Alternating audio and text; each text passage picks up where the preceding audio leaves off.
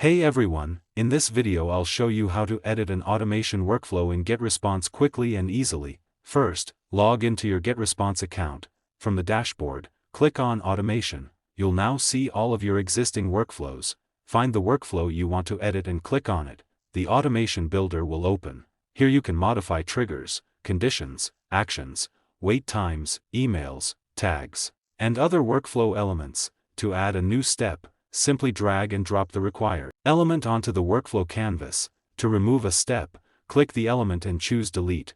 You can also reconnect different steps to change how contacts move through your automation, after making your changes.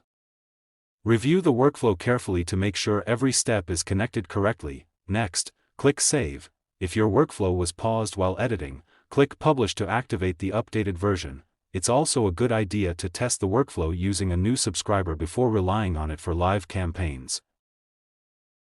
That's it. You've successfully edited an automation workflow in GetResponse. If this video helped you, don't forget to like, subscribe, and check out the channel for more quick GetResponse tutorials, software guides, and online business tips.